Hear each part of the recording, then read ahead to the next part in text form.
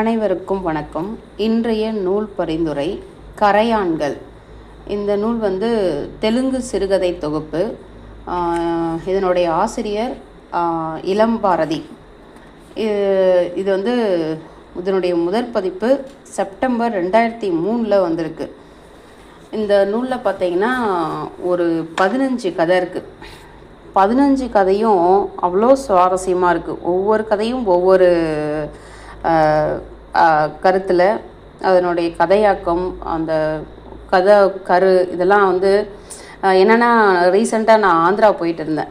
அங்கே போகிறப்ப இந்த கதையை நான் படிச்சுட்டு திரும்பி வர்றப்ப அந்த கதையில் சொன்ன காட்சிகள்லாம் எனக்கு அப்படியே மைண்டில் ஓடிக்கிட்டே இருந்தது. அவ்வளோ சுவாரஸ்யமாக இருந்தது. இதில் முதல் கதை பார்த்திங்கன்னா குரோட்டான் செடிகள் அப்படின்ட்டு இந்த கதை.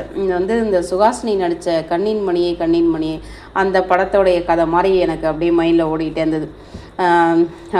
என்ன சொல்கிறது, முதிர்கண்ணீர்கள், திருமணமாகாமல் நிறைய பெண்கள் கஷ்டப்படுவாங்கள்ல, அந்த கான்செப்டில் அந்த கதை ரொம்ப சுவாரஸ்யமாக இருந்தது, கஷ்டமாகவும் இருந்தது படிக்க. அதே மாதிரி மண், ஒரு விவசாயி அந்த மண்ணை எந்த அளவுக்கு நேசிக்கிறாரு அப்படின்றத வச்சு ஒரு ரொம்ப வயசான அதுக்காக எவ்வளோ கஷ்டப்படுறாரு அப்படின்ற ஒரு கான்செப்டில் இருந்துச்சு. அப்புறம் ஒரு விவசாயி ஒரு மோட்ரு போடுறதுக்காக அவர் இந்த கவர்மெண்ட் ஆஃபீஸை ஏறி இறங்கி கஷ்டப்படுறாரு. ஆனால் கடைசி வரைக்கும் அவரால் அந்த ஒரு கிணறு தோண்டவே முடியல. அந்த கஷ்டம் எனக்கு அந்த ட்ராவல் பண்ணுறப்ப அங்கங்கே அந்த கிணறெல்லாம் பார்க்குறப்ப இந்த கதை எனக்கு அப்படியே மைண்டில் ஓடிக்கிட்டே இருந்துச்சு. அதாவது ஒரு சில நூல்கள்லாம் அந்தந்த மாநிலத்தில் போகிறப்ப அது ஒரு அலாதி இன்பம் அப்படி தான் சொல்லணும். எனக்கு அப்படி ரசித்து படித்த அந்த புக்கை ரொம்ப சிறப்பாக இருக்குது. 15 கதையும் அருமையாக மொழிபெயர்த்துருக்கிறார் ஆசிரியர்.